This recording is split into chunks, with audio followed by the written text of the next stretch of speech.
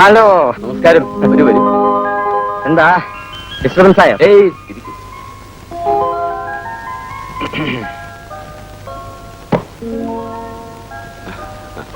ആ പിന്നെന്താണ് പതിവില്ലാതെ ഈ വഴിക്കൊക്കെ? അശനെ, ഇദ്ദേഹമാണ് എന്റെ പുതിയ producer mister Muhammad Basheer from Dubai. ആ, ഇതാണ് കേരളത്തിലെ ഏക ത്രെട്ടനിങ് നോവലിസ്റ്റ് മിസ്റ്റർ പ്രതാപ്. നമസ്കാരം. അപാരപരമായ നമസ്കാരം. മിസ്റ്റർ തിലകം പറഞ്ഞിരുന്നു കഴിവുള്ള ഒരു കലാകാരൻ ഇവിടെ കുടിയിരിപ്പുണ്ടെന്ന്. കുട്ടാ, രണ്ടു ചായ കൊണ്ടുവരൂ. ഒരെണ്ണം without sugar. By mister Prathapan, ഇദ്ദേഹത്തിനൊരു കഥ വേണം. പുതിയ പടത്തിനാ. ബൈ ദ ബൈ, ഞാൻ ദുബായോട് ഗുഡ് ബൈ പറഞ്ഞിട്ടാണ് ഈ ഓവർസീസ് ഇന്റർനാഷണലിന് രൂപം കൊടുത്തത്. ഇനി എനിക്ക് അപാരപരമായ ഒരു കലാകാരന്റെ വികാരപരമായ ഒരു സൃഷ്ടിയാണ് ആവശ്യം. റൈറ്റ്. വിദേശപരമായ പുകക്കുറ്റുകളോട് വിരോധമില്ലെങ്കിൽ ഇത് ഉപയോഗിക്കാം. Criminal wastage of foreign exchange. ഗുണാലിറ്റി ഈസ് മൊറാലിറ്റി. സ്വദേശിയാണ് എനിക്കിഷ്ടം. ആ, നമുക്കിനി കഥയിലേക്ക് കിടക്കാം. അപാരപരമായ കലാകാരനോട് കലാപരമായി എനിക്കൊരു അപേക്ഷയുണ്ട്. കച്ചവടപരമായ വികാരമൂല്യമുള്ള ഒരു കഥയാണ് എനിക്ക് ആവശ്യം. അതായത് സെക്സും സ്റ്റണ്ടും? ഏയ്, നിർബന്ധമില്ല. പണം വാരിക്കൂട്ടിയ ചിത്രങ്ങളുടെ കഥ കലാകാരൻ അറിയാമോ? ഓമൻ, ബഹറ, ബീസാൾ ബാത്ത്, ലേസ. പ്രേതകഥകളോ? എക്സാക്ട്ലി. എന്നാ പിന്നെ അതുമല്ല, പ്രേതത്തിനെ കൊണ്ടെങ്ങാനും അങ്ങ് സംവിധാനിച്ചേരെ. ഞാനൊരു അവാർഡ് മനസ്സിൽ കണ്ടോണ്ടാ മിസ്റ്റർ പ്രതാപനെ തന്നെ സമീപിച്ചത്.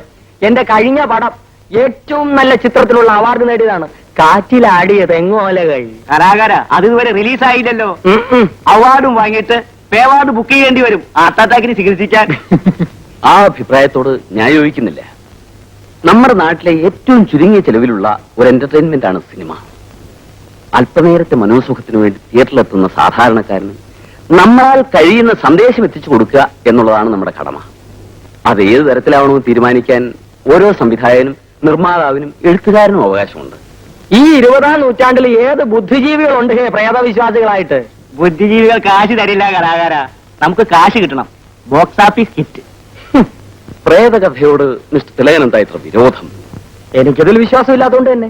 കാരണം ജീവിതത്തിൽ ഞാൻ ഇതുവരെ ഒരു പ്രേതത്തിനെയും കണ്ടിട്ടില്ല. ഓ, അപ്പൊ കണ്ടാ വിശ്വസിക്കുമോ? രുദ്രമാനപരമായ ഒരു ചോദ്യം. കാണാൻ പറ്റുമോ സാറേ? വെറുതെ വിഡ്ഢിത്തം എഴുന്നള്ളിക്കല്ലേ. മിസ്റ്റർ തിലകൻ, ഒരു കാലത്ത് ഞാനും ഇതിലൊന്നും വിശ്വസിച്ചിരുന്നില്ല. പക്ഷെ എന്റെ സാഹചര്യങ്ങൾ എന്നെ അത് വിശ്വസിപ്പിച്ചു. ഈ അടുത്ത കാലത്താണ് ഞാൻ ഒരു എസ്റ്റേറ്റ് വാങ്ങിയത്. വളരെ നാളുകളായി ആൾതാമസമില്ലായിരുന്ന ഒരു ബംഗ്ലാവുണ്ട് അവിടെ. എന്റെ ഒഴിവ് ദിവസങ്ങൾ ഞാൻ അവിടെയാണ് കഴിച്ചുകൂടുക. മറ്റാരും ആ ബംഗ്ലാവിൽ കാലെടുത്ത് കൂത്താൻ ധൈര്യപ്പെട്ടിട്ടില്ല. കാരണം മനസ്സിലായില്ലേ? പറഞ്ഞു ഫലിപ്പിക്കാൻ നിങ്ങൾ വിരുദ്ധനാണെന്ന് എനിക്കറിയാം. പക്ഷെ എന്നെ വീഴ്ത്താൻ നോക്കണ്ട. Nothing doing. ഓ, നിങ്ങൾ കാണാത്തൊന്നും വിശ്വസിക്കില്ലല്ലോ. കാണിച്ചു തരാം. നാളെ എനിക്ക് മറ്റു കഥയുടെ ഡിസ്കഷൻ ഉണ്ട്. മറ്റന്നാൾ സന്ധ്യയോടെ നിങ്ങൾ എന്റെ എസ്റ്റേറ്റിലേക്ക് വരൂ. ഞാൻ നിങ്ങൾക്ക് വേണ്ടി കാത്തിരിക്കും. എവിടാ നിങ്ങളുടെ സോക്കാളുടെ എസ്റ്റേറ്റ്?